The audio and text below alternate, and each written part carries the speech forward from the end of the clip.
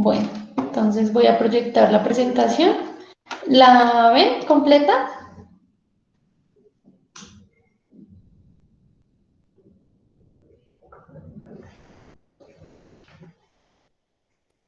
Sí, Aló. ¿Sí?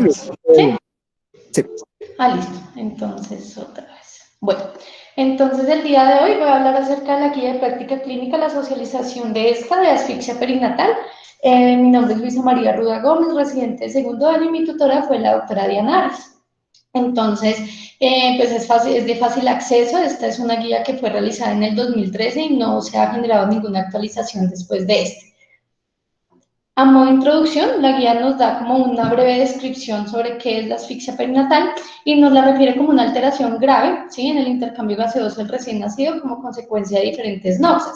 Estas noxas pueden presentarse tanto en el parto, en el trabajo de parto y en el posparto.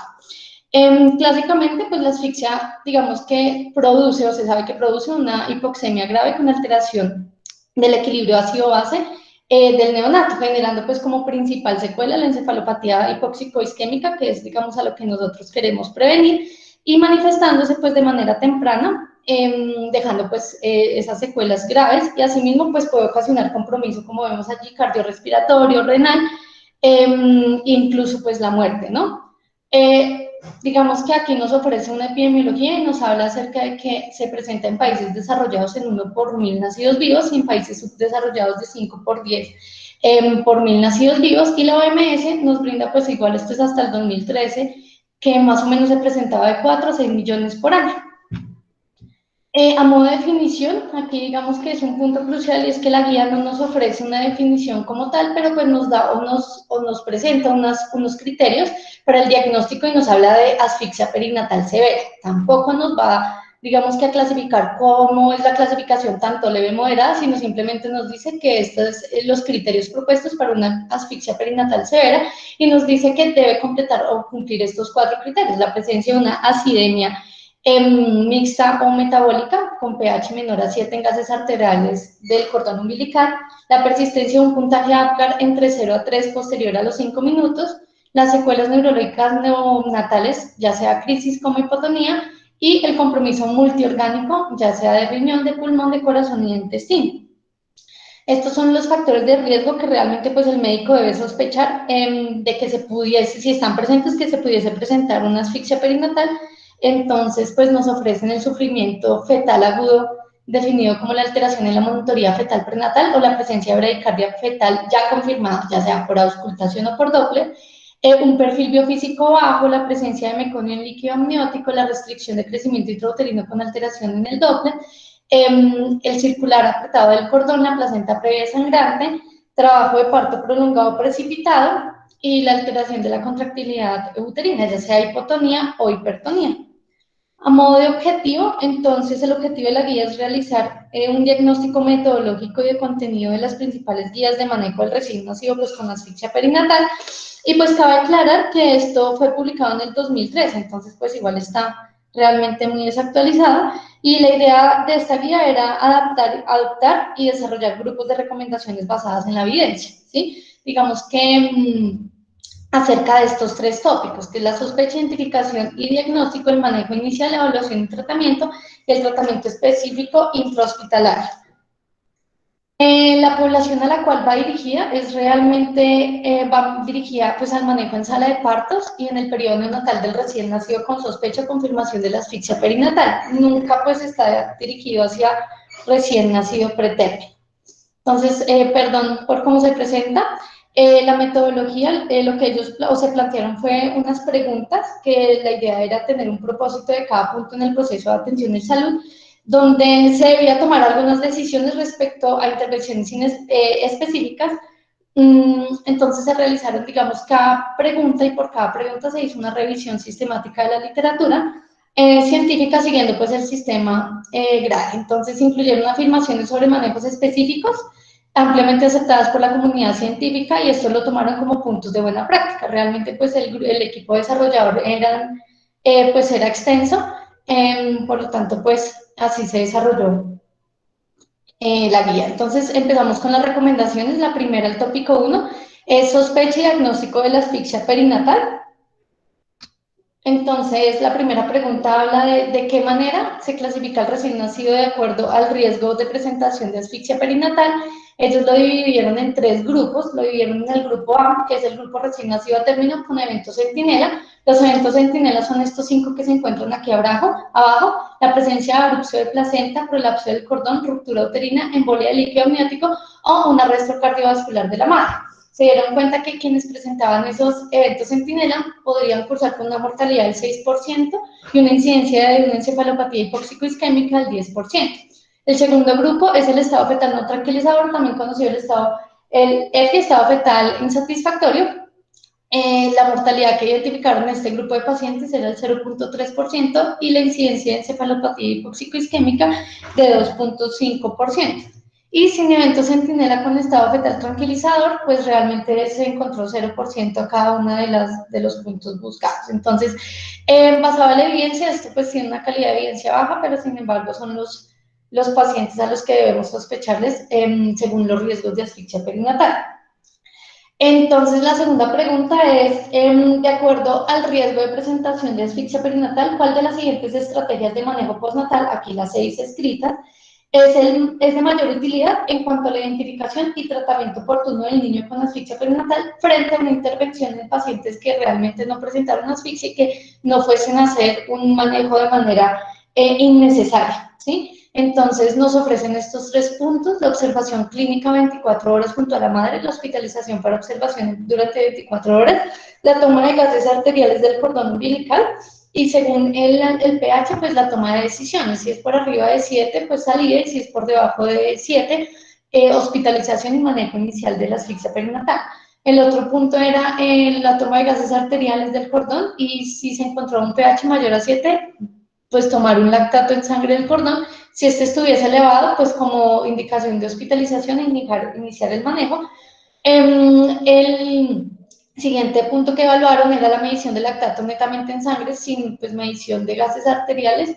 Si estaba elevado, pues en la indicación de hospitalización, iniciar manejo de asfixia perinatal o la hospitalización e iniciar de una vez manejo en todo paciente con sospecha. Entonces, la recomendación fue dirigida netamente a estos dos grupos, al estado fetal insatisfactorio y a la transición inadecuada a la vía extrauterina, que la definimos de la siguiente manera, para que nos quede más claro. El estado fetal insatisfactorio, como se los mostré previamente en una diapositiva, es la alteración en la monitoría prenatal o presencia de bradicardia fetal confirmada por cualquier método, ya sea auscultatorio o por Doppler, y la transición inadecuada a la vía extrauterina es cualquier neonato que tuvo la necesidad de reanimación o APGAR que está menor a 7 a los 5 minutos. Entonces, la idea es que en estos dos grupos de pacientes recomiendan la toma de gases arteriales en sangre para evaluación del pH. Según lo que nos lance pues, el pH, tomamos pues, la indicación posterior. Mayor a 7, pues se puede dejar junto a la madre en observación y menor a 7, hospitalización e inicio de manejo para asfixia perinatal. Esto pues es una recomendación fuerte a favor de la intervención y pues la otra, digamos que recomendación es no medir ácido láctico porque este pues no tiene mayor utilidad y sí puede generar mayor costo frente a su uso. Y esta es una recomendación fuerte en contra de la intervención. La tercera pregunta es, en recién nacido con sospecha de asfixia perinatal, ¿cuál es la habilidad discriminativa del uso de eco transfontanelar para el diagnóstico del compromiso neurológico por asfixia perinatal en la primera semana? Realmente no recomiendan realizarlo, simplemente y como modo de práctica clínica la guía nos dice que solamente se debe tomar si el paciente tiene indicación de hipotermia, ya que pues si está presente la presencia de una hemorragia grado 4, pues esta sería una contraindicación para llevarse a hipotermia, solamente pues el uso de la eco transfontanela. Igual si nos vamos a dar cuenta más adelante, la guía no nos ofrece nada diferente como de idea para qué es un manejo de hipotermia o qué paciente se debe llevar a hipotermia, pero simplemente nos dice que a estos pacientes que tuviesen indicación se le debe tomar la ecografía transfontanela. La pregunta 4 y 5 nos dice que en recién nacido con sospecha de compromiso cardiovascular secundario de asfixia perinatal, ¿cuál es la habilidad discriminativa tanto de la troponina T y de la CKMB para el diagnóstico de lesión cardíaca? Realmente tampoco lo recomiendan ninguna del uso de los dos, ni de troponina ni de CPKMB, porque no hay estudios que permitan estimar su habilidad discriminativa y la recomendación es fuerte en contra de la intervención. Como en la pregunta número 6 es cómo debe ser el seguimiento para vigilancia y detección oportuna de complicaciones agudas, ya sea la falla multiorgánica para disminuir mortalidad y secuelas para evitar hospitalizaciones prolongadas y tratamientos innecesarios. Entonces tenemos de nuevo los dos grupos de poblaciones a los que va dirigido, el paciente que tuvo una sospecha, ¿sí? Con factores de riesgo, un estado fetal insatisfactorio, pero que presentó esa adaptación neonatal espontánea, y el paciente que no tuvo factores de riesgo, pero tuvo un trastorno adaptativo que requirió reanimación no vigorosa. Entonces, en este tipo de pacientes, igual según lo que salga en el pH, la observación clínica debe ser por aproximadamente 24 horas, ¿sí? Y pues según si sale el pH menor a 7, pues se hospitaliza, y mayor a 7, preferiblemente al lado de la madre. Esta es una recomendación fuerte a favor de la intervención. La observación, entonces, ¿a qué va dirigida? Pues a los signos vitales, a las manifestaciones clínicas o neurológicas. Acordémonos que uno debe hacer de manera secuencial el SARNA, y pues vigilar la diuresis, la vía oral, el patrón respiratorio, el color y los trastornos metabólicos. Las recomendaciones, entonces, de tópico 2 es acerca de los manejos generales de la asfixia perinatal. Entonces, la pregunta número 7 es: ¿cuál es la efectividad de la hiperventilación con ventilación mecánica como parte del manejo de encefalopatía hipóxico-isquémica en recién nacidos con asfixia perinatal para disminuir la mortalidad en las primeras 72 horas? Entonces, no nos recomiendo tampoco emplear la hiperventilación, ¿sí? Se ha documentado más bien al uso de esta hiperventilación la presencia de hipoacusia y leucomalacia periventricular, por lo tanto, pues no hay evidencia que disminuya, entonces no está recomendada. ¿Cuál es la pregunta número 8 es: ¿cuál es la efectividad del uso profiláctico de los antagonistas de opioides, en este caso pues la naloxona, añadido a las medidas de soportes generales versus las medidas de soportes generales solas, sin el uso del opioide, para disminuir la mortalidad y las secuelas graves? Entonces tampoco nos recomiendan administrar profilácticamente la naloxona, ya que tampoco hay evidencia del uso profiláctico de esta que modifique la mortalidad y pues que genere o que modifique el riesgo de parálisis cerebral a los 18 meses de vida. Esta recomendación es fuerte en contra de la intervención. La pregunta número 9 es: ¿cuál es la efectividad del uso profiláctico de anticonvulsivantes añadido a medidas de soporte generales versus el uso solo pues, de medidas de soportes para disminuir la mortalidad y las secuelas graves? Entonces tampoco recomienda de uso profiláctico, ya que pues se ha visto que no tiene un efecto protector contra el riesgo de secuelas neurológicas. En este caso, lo que queremos es prevenir es la parálisis cerebral y no disminuye la mortalidad. Y pues esta es una recomendación fuerte en contra de la intervención. La pregunta número 10 es: ¿cuál es la efectividad del uso profiláctico del allopurinol añadido a las medidas de soporte generales versus el solo uso de soportes generales para disminuir mortalidad y secuelas graves, o sea, parálisis cerebral? Es que tampoco nos recomienda administrar allopurinol profilácticamente, porque tampoco hay evidencia que afecte la mortalidad y el riesgo de parálisis cerebral. Esta recomendación es débil en contra de la intervención. La pregunta número 11 es: ¿cuál es la efectividad del uso profiláctico de vitamina E añadido a las medidas de soporte generales versus el uso de soportes generales para disminuir mortalidad y secuelas graves? Entonces, tampoco recomiendan la administración de profiláctica. ¿Por qué? Porque no hay evidencia que demuestre que afecte la mortalidad o el riesgo de parálisis, y su seguridad tampoco está muy evaluada. Entonces, pues esta recomendación es fuerte en contra de la intervención. La pregunta número 12, la penúltima, es: ¿cuál es la efectividad del uso profiláctico de mannitol añadido a las medidas de soporte generales versus el solo uso de soportes generales para disminuir mortalidad en las primeras 72 horas? Entonces, pues la recomendación es que no se recomienda porque no hay evidencia y tampoco hay seguridad evaluada. Esto pues es una recomendación fuerte en contra pues, de la intervención. Y como último punto de las recomendaciones que nos ofrece la guía es el tópico 3, que es el manejo específico del recién nacido a término con encefalopatía hipóxico-isquémica secundaria de la asfixia perinatal. Y pues realmente es la pregunta direccionada hacia el uso o no de hipotermia, ¿sí? Pues la recomendación es que sí se recomienda el uso para evitar mortalidad y discapacidad motora a los 18 meses de vida, pero pues no nos ofrece nada adicional a esto. Nos dicen sí hay que hacerlo, pero no a qué pacientes, no dirigido a quién. ¿Sí? Y la recomendación, esto es débil a favor de la intervención. Digamos que al final de la guía nos ofrece varias tablas. Yo les mostré unas al inicio de la presentación y esta es otra que nos ofrece, que es la graduación de la gravedad de encefalopatía hipóxico-isquémica. Entonces simplemente nos la divide en leve, moderado y severo.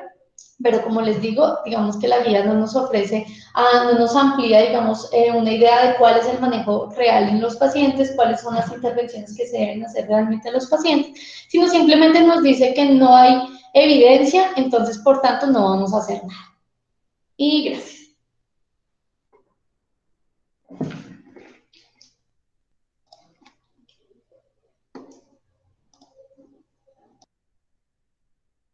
Listo, Luisita, gracias. No sé si los neonatólogos tengan alguna comentario, alguna recomendación adicional para realizar a la presentación. Bueno, Luisa, felicitaciones por tu charla, muy concisa respecto a lo que nos recomienda la guía.